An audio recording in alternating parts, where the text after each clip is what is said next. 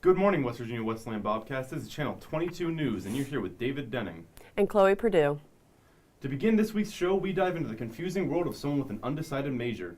Nugo Barakia set out to find a student who is currently undecided and interested in declaring a major eventually, landing upon freshman and men's soccer player Isaac Yanetta.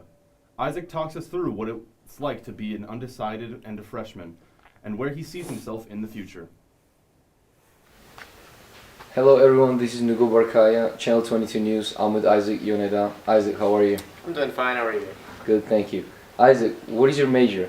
I'm currently undecided because I wasn't entirely certain what I wanted to go into coming into college, so therefore I didn't want to jump into something I wasn't prepared for. Good. What is your options? My options currently, probably lean towards biology, but I've also taken a business class and just generally, I kind of like my religious class right now, so I could be leaning towards those two, but most likely biology. Most likely biology. What aspects will you consider when making your final decision? What aspects? I would think how much I enjoy the topic at hand, because other topics, kind of like math, I'm not particularly fond of. Other things like maybe physics, I don't like particularly, because if I don't like it, I'm not gonna want to pursue it as much as I want to.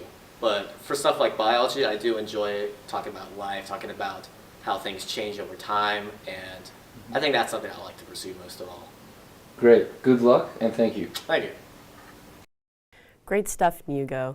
Next reporter, Connor Hartwell, sat down with senior men's soccer player Sahil to discuss the podcast that many students are referring to as the best podcast east of the Mississippi River. Hi, this is Connor Hartwell from Channel 22 News. I'm here with Sahil Danukchand, who's going to tell us a little bit about Wesleyan's new podcast, The Bobcast. So Sahil, why have you decided to start this podcast? So me and yourself actually, because we're both hosts obviously, we've had this idea brewing for quite a long time, and instead of procrastinating, we've been doing it for a while, so we've just decided to get it going and just really get to know people around the community. Oh, great stuff. So what do you think this is going to add to the school?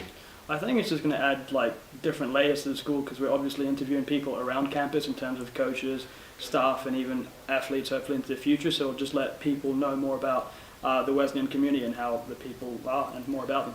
Fantastic. So obviously you're just starting off now, but within a year, where would you like this to be? I don't know, I'd love to see this be like part of just a regular part of Wesleyan, maybe something weekly, definitely being more prevalent on the social media page, and we could interview even more people, maybe move from Wesleyan to just the community in general. So that's what I'm hoping for in the near future. Where can people watch your podcast? So we have an Instagram page, The Bobcast, please follow. Yeah, we post clips on that weekly, breaking up the podcast into little bits and pieces to get people wanting to watch it. But you can watch the whole interview, the whole podcast on YouTube. Perfect, thanks Sahil. Cheers. Well, I know I can't wait to listen. Next up, reporters Elijah Lawrence and Jaden Hibbett took some time earlier this week to talk with Learning Center Director Anita Dibb to learn more about what the space has to provide and her job experience so far.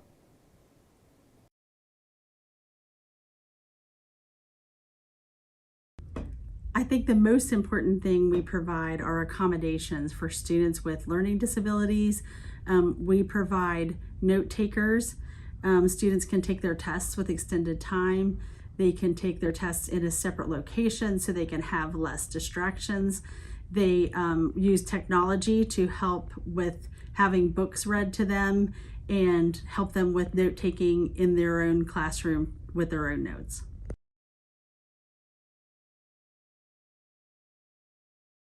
We do. We seem to have a lot more students come to walk-in tutoring after midterms. A lot of the advisors will suggest to students to go to walk-in tutoring when they're having struggles with a class. And we also have, like, sports are starting, softball starting, and students in athletics will start to have makeup exams, and they take their makeup exams in the test lab. And midterms is always a really busy time in the test lab as well.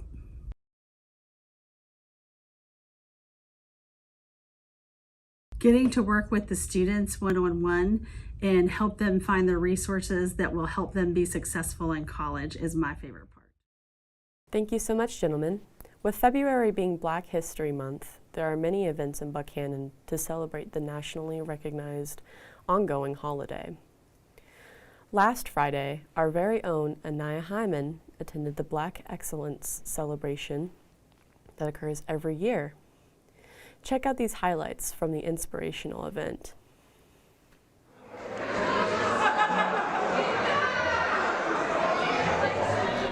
Good evening, Wesleyan community. My name is Anaya Hyman. I'm here tonight with Kobe Vinegar of the Alpha Phi Alpha fraternity, and we will be discussing the Black Excellence Academic Celebration. How are you tonight? I'm doing pretty good. How are you? Good, good. So what inspired you to do this event? So this event is something that my chapter of Alpha has always done. First, it started at West Virginia University, and then it started to expand to different campuses, that being Fairmont State as well as West Virginia Wesleyan, of course. So like I said, it's always been something that we've done. It's mainly just to be able to acknowledge African American students on campus on their accomplishments, excuse me. Very inspiring. So what topics will this event cover? So basically the topics covered in this event is in the title, Black Excellence. We'll be honoring students who have reached Dean's or President's List for the fall of 2021 semester. So it's a great award. It's pretty special. Great. And lastly, how do you think this event will impact students? I think it'll impact students a great deal, especially since it'll give them something to look forward towards. It's something that'll show the college that we actually care about our African American students. Also, considering that a lot of our African American students come here mainly to play a sport, it also does some justice to show them that there's a lot of bright and astonishing scholars that go to school here, as opposed to just athletes. So you know what I'm saying? It's a great deal. Awesome. Well, thank you. That the most able 10% Black men would be teachers, professional ministers, spokesmen, who would earn their special privileges by dedicating themselves to and inspiring the masses. Through their prayers, through their words of encouragement, that you continue to strive to be better than they were. Black excellence is who you are. Thank you. Yeah, thank you for coming out, and be safe going home.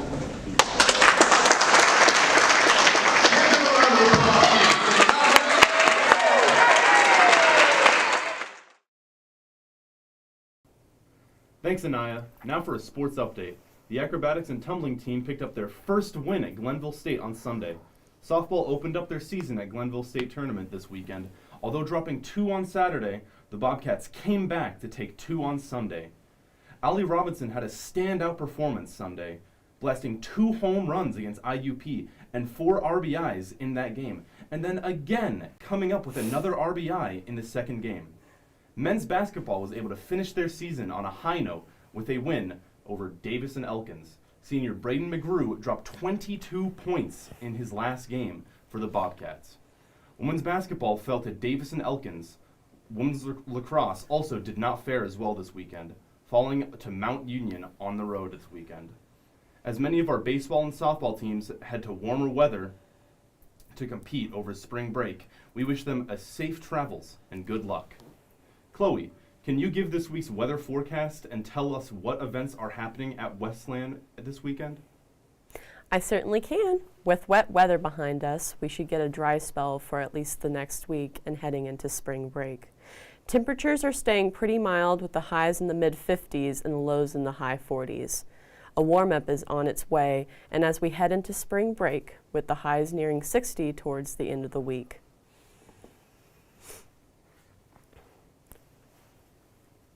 Thanks for tuning in with us. I'm Tucker Denning. And I'm Chloe Purdue. Go Bobcats.